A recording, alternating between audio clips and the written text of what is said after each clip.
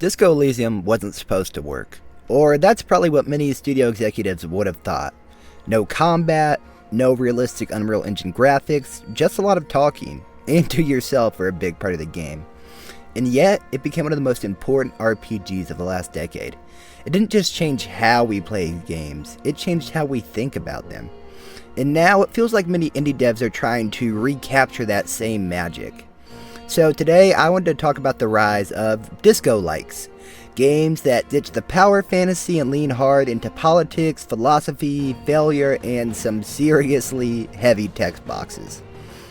Some of them pull it off, others, not so much. But first, let's talk a little bit about what sets Disco Elysium apart from other games and what Disco Elysium is. So first off, Disco Elysium is a dialogue-heavy RPG. I mean, in the simplest terms, that's what the game is. I mean, it is an RPG that is almost entirely about talking to people. You play as a cop in the city of Revachol. It was once the vanguard of a communist revolution, but the world's governments attacked the city and country, and now a sort of neoliberal government rules. I think the game stood out to me and so many other people because there is no combat. While there is one combat encounter in the game is explicitly not about violence or combat encounters. It's about talking to people, learning about your character and yourself. Another unique selling point was that all of your stats that you can put points into are a part of your brain and personality, and they will talk to you, literally. If you put points into a spirit decor, which is a skill showing how close you are with other cops, that will tell you information when interacting with people from your precinct or your new partner. It basically talks to you and tells you information that only you know about because you have such a high bond with other police. Or there's the encyclopedia skill, which is basically just how much book knowledge do you have about the world. Maybe you're talking to someone and they mention another nation where they're from. Your encyclopedia skill will talk to you and tell you everything you know about that nation, its capital, its exports, how many people live there. I mean, if you haven't played the game, you might not quite understand what I'm talking about. But, unlike other RPGs where your skills might determine how much damage you do or how charismatic you are, your skills in Disco Elysium are characters unto themselves who will talk to you and to each other and give conflicting ideas about what to do and how to approach problems. Another strong suit of this game is the fantastic writing. I mean, the game will blow you away with how they're able to describe things and make each character feel different and alive. The game has such a hyper-stylized writing style that sometimes, your stats will speak to you in riddles or wax philosophical ideas or even try to convince you to give into your dark habits.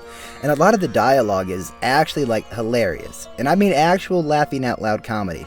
Not just like other games where maybe there's a slight smirk on your face or there's some clever wordplay, but there are real jokes. I think this game is an actual narrative masterpiece, and its excellent writing just makes the game so much better. Another unique mechanic it has is the thought cabinet, which basically characterizes the man that you play as. You will encounter multiple different ideas and thoughts that you can absorb and start to believe in. For example, at the start of the game, you encounter a couple of racists, and you can become one yourself by taking that idea and putting it in your thought cabinet. And it will unlock new dialogue choices and new ways to handle problems, new ways to talk to people. And I mean, they're not all bad, You don't have to be a racist. Maybe you unlock the homosexual underground, which allows you to talk about and explore your sexuality. Or maybe you take on the ideas of becoming a fascist or a communist. These thoughts shape how you roleplay and unlock new bonuses and dialogue options for your character. It really lets you replay the game as many times as you want, because each of these thoughts determine how your character acts and who he is as a person. I think it's an extremely unique system, and I can't think of another game that even does this. This game also has a pretty big political bend to it.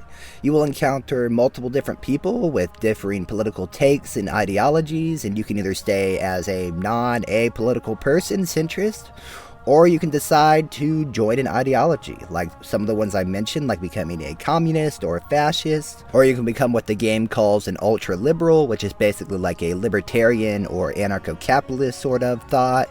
And it has interesting thoughts and conversations on all of these ideologies. It will poke fun at each and every one of them. You'll have different things to say when talking to somebody from the same ideology as you or a different one. I will mention this game was made by communists, which hopefully that isn't controversial to say, since when they accepted an award for their game, they thanked Marx and Engels. I know some people like to think that it isn't, that it is an apolitical game because you can't beat the game without engaging in any of the politics, but it is definitely leftist coded, I'll say. Another incredible thing in the world building is that the world the game inhabits feels real. I mean, like, really, everyone you talk to has their own life, their own story. The art paints a picture of what the city and world have gone through. Just everything about the game really makes it feel lived in, and not like other games. I mean, just everything about it feels real. I won't talk too much more about Disco Elysium because I think this game is a 10 out of 10. I think it might be one of the only games I would ever consider a 10 out of 10. Truly, I cannot think of anything I would change. I think it's perfect, and it plays even better if you go in blind, like I and so many other players did back when it released in 2019. But since then, it has inspired a new wave of devs and game studios to try their hand at disco-likes. And while it varies from game to game, the common elements of disco-likes are no combat, only dialogue encounters. Which, this rule isn't exactly a hard one, like maybe a combat encounter will play out, but it will only be in text. The games typically do not focus on combat. There's no turn-based battle modes or using violence to solve problems. It's all about talking with people. Another common element is a more philosophical tone to the writing.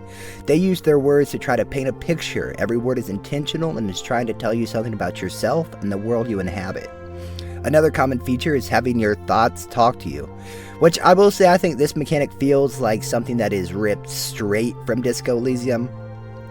But I understand why it is really such a unique mechanic that fleshes out every aspect of the game, but I will say that this aspect in Disco Likes does seem like the most one-to-one copy. And the last aspect of Disco Likes is, and this one is more optional, but many have political undertones about what is wrong with society and politics and people. Most of these disco-like games choose to include an underlying political theme or message. So those elements are what I would consider a game to be for it to be a disco-like. If you feel like I'm missing something, please tell me in the comments.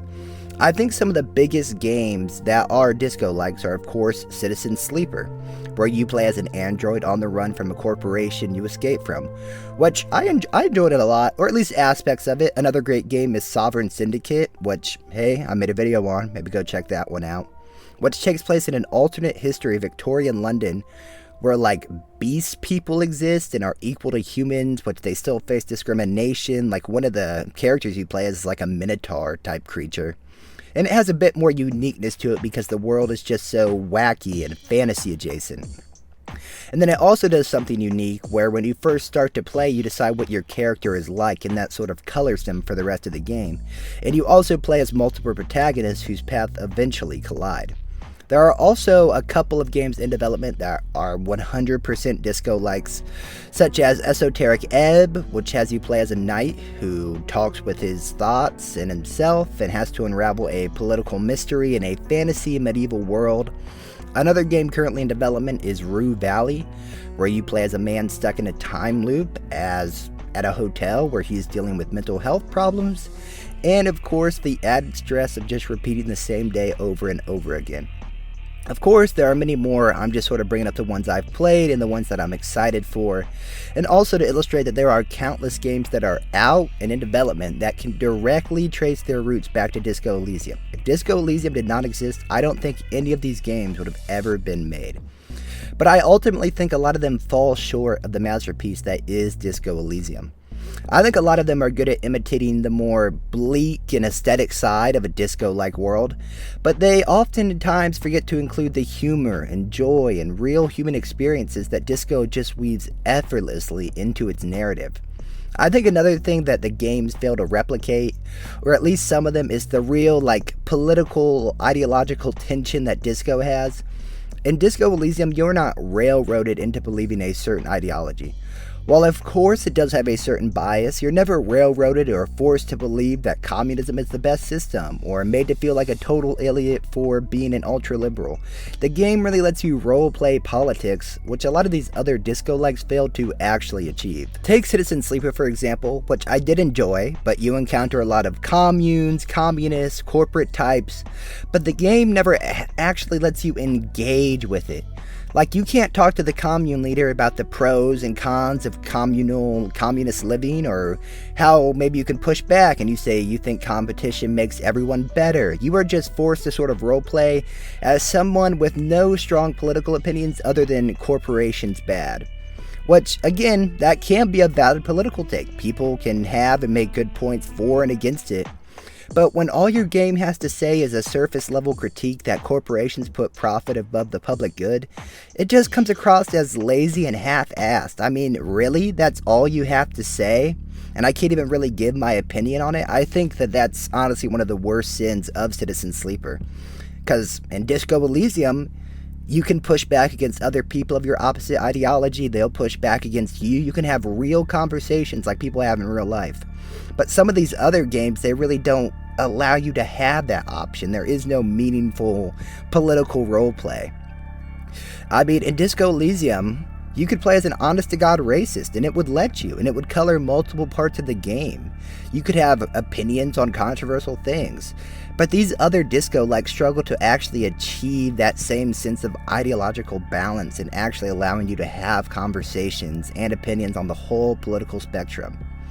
I ultimately think that this trend of disco-likes is great for the industry and for those who enjoy real RPGs where you can really roleplay.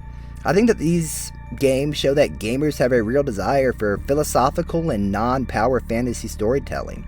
Disco Elysium showed the gaming world at large that gamers want games that challenge them intellectually and emotionally. But I do think that some studios are taking the wrong message from what Disco Elysium really showed the industry. Disco Elysium didn't just succeed because there's no combat and you can talk to your thoughts. It succeeded because it did those things masterfully and had a real message and story to tell. I really feel that Disco Elysium is a modern day Doom. It showed developers and gamers a whole new type of game can exist and that people want more introspective titles. But I hope that more devs bring their individual thoughts and voices to the conversation and don't just attempt to make a game with a disco filter over it. Disco Elysium didn't just change what an RPG could be, it changed what we expect from storytelling in games. But imitation is easy and innovation is always hard, so what comes next might decide whether we're going to be living in a golden age of new RPGs or just chasing the ghost of one of the greatest titles ever made. So that's all I have to talk about regarding the game, but I do have a funny story where I was in the Disco subreddit, and of course politics came up, as it often does on there, and I don't want to get overly political, but, or at least I don't try to, but if you watch my videos, you probably know that I'm not exactly, waving red flags around. Sorry guys, I'm not a communist. And the people on the subreddit got pretty upset when I said that this game does not convert everyone who plays into a communist or socialist, and that everyone from any political background could enjoy the game. And I got called stupid, and that I'm too retarded to become a communist. So this story isn't entirely relevant, but I always thought that was funny, and I don't recommend hanging out in the subreddit if you're looking for riveting political discussion. And of course you're also on Reddit, so that's basically impossible to find anywhere on there. Of course, you're already a socialist or communist, then you might enjoy that subreddit a lot more than me. But just do be wary, they talk about a lot more than just the game on that subreddit. But that's really all I have. Please tell me in the comments, do you like Disco Elysium? Did you think it could do other things better? What do you think about all these new disco likes popping up? So, if you're still around, thank you so much for watching. Please like and subscribe. Hey, we're almost at 800 subs. That's pretty awesome. But that's all I have. Please remember that Jesus loves you.